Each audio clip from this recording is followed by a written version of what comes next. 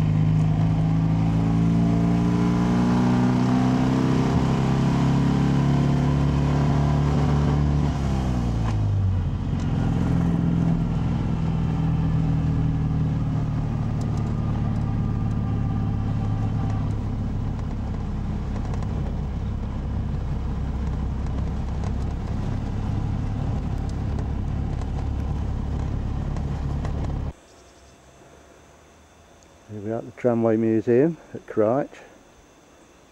We made it up in Rogers DB.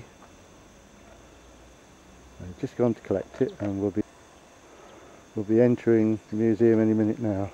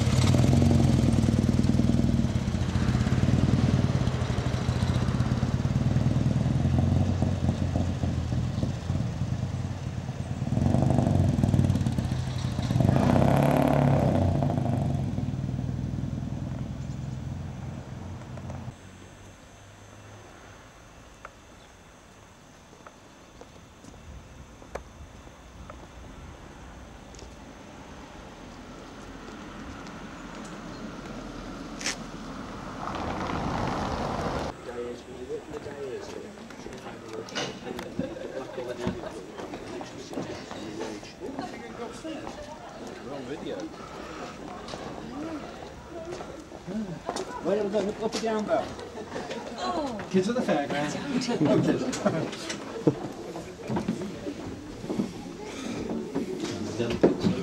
Heading off the station. Oh, he's got a different hat on now. Mention computers. Yeah. He doesn't want any more, does he? Roger. People were a lot skinnier in them days. There must have been.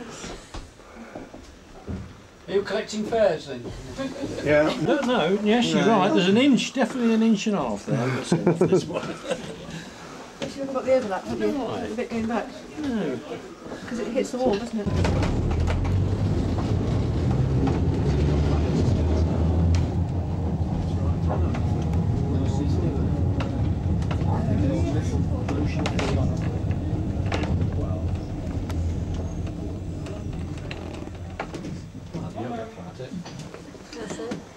See? All off.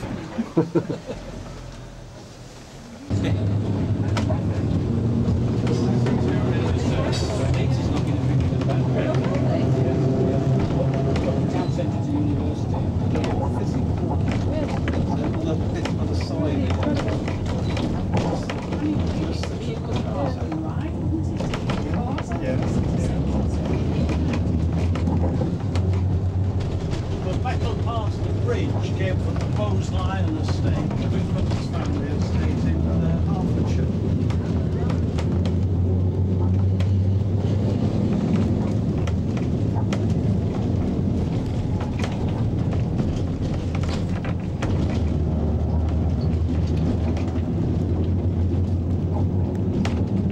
Bandstand is from a park in Manchester.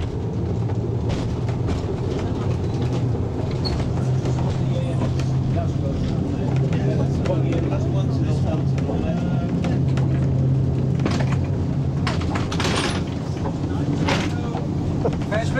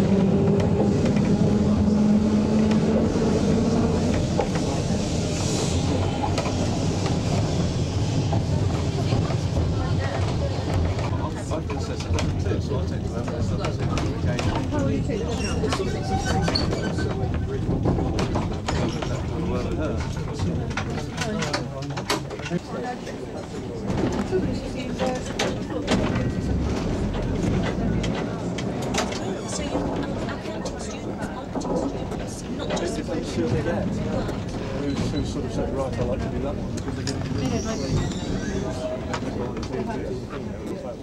Project. And then people volunteered. So keep 1.5 minutes to do it, to get across the main information, and it does seem to work, and the habit is always you watch to see if the next one coming up, if it's a 3-car service and so on. We took it gently this morning because it's the first tram today, so we're not normally open. Welcome to the museum, explain what the museum is, the fact that it's been put together by volunteers and been here 50 years. Thank everybody for coming and saying that the museum has been achieved with 2 things. First thing is your money paying to come in and our spare time. And between those 2 things, that's how the museum's been put together, and that's what we tell the visitors when they come in, and they seem to like that. We also have a thing called a tramcar riding certificate, which is a piece of paper that proves you've been up a Derbyshire hillside on a Glasgow tramcar. And they go quite well at 10 bob each. So we try and squeeze as much cash out as we can and explain something about trams. And the important thing is the horse tram came along because a horse could pull something bigger along the steel rail than it could along the roads at the time in the 1860s. But the real important advance was 1900, electric traction. These vehicles came into a street dominated by the horse. Average speed of city traffic was about 7 miles an hour. Exactly the same as it is in London now. And that was the basis, that into that street, where a galloping horse was the only competition, you get a vehicle like this, 25 miles an hour, all day, 18 hours a day. So it was the Concorde of the 1900s where we put it across. That is what these vehicles were. There were no buses. The biggest competition was a solid-tired bus that, if it was lucky, did 12 miles an hour, and if it was lucky, carried 20 people. This carried 70. So it was a means by which everybody could go to work quickly. The kids didn't have to go to the factory gate with the lunch for father. Mum could go into town every day and buy the food and come back. At the weekends they could go out on the tram to the edge of the city, which would be the limit of the tram route at the time, and go in the countryside for a walk on the Sunday. Once the 5.5-day week came in, you got to the football match by tram. Once cinemas were invented, you got to the tram, used the tram to get to the cinema in town in the evening. And the average tramway system would be running a 4 or 5 minute service for something like 18 hours a day. To do that with horses, you needed 6 pairs of horses per tramcar. With an electric tram, you needed 2 men and a power supply. And horses were previously the most important commodity. The vet was the key man in a horse tramway. All of a sudden, a new breed called electrical engineer came along, and they became the key men. And an awful lot of vets out of business as a result.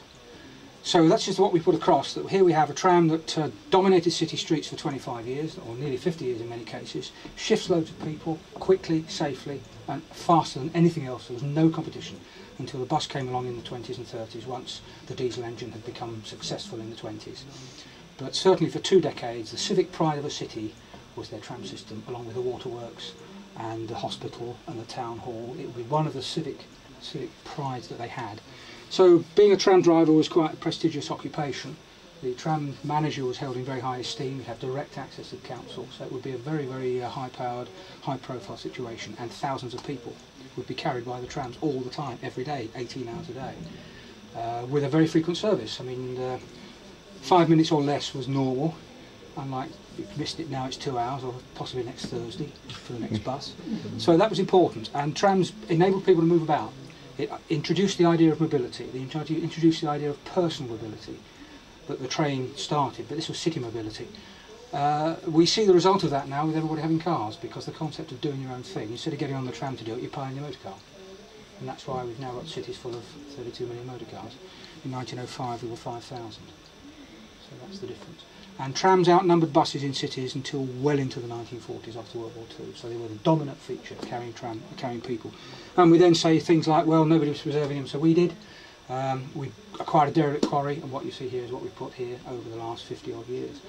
And finally saying you have to remember that all a tram is, and my enthusiast colleagues will lynch me for this one, all a tram car is a bus on rails. It is not a train in the street. Big difference. It's a bus on rails, not a train in the street. And then you tell them about that, about the weight bridge on the way back, and then try and do a bit of sales, and hopefully by the time the other catch is, if it's a 65-seater, I've got about 4 minutes to get 65 fares in. And I've got to get them in between here and the bottom on the journey up, so on the journey down people can get off. So I've signed in, I've got by the way bill, I have to make sure my LSD balances, because I can still do pound shillings and pence. The way bill's in pound shillings and pence. The driver's got a mileage recorder, he's going to record the journeys, we record everything the tram does, the miles it does, the people it carries. So we have a complete record. We've got those going back to 1964 when we started electric traction. Great pile of paper, unfortunately. And, it's not going on a computer, because the first thing a computer file does is get not readable by the latest version of the software. So we're keeping it on paper at the moment. So that's the sort of talk we do, and also things like traditional, get off at the back, don't use the front staircase. A, it's not traditional, and B, the driver won't be very pleased to get people in the idea of getting on and off at the back, because they don't, they try and get on at the front. And people don't understand that this is what life was like in 1921. This is a 1921 tram car, restored to how it was in 1921. And not going quite as fast as it did in Glasgow, but we're hopeful. Thank you. Thank you.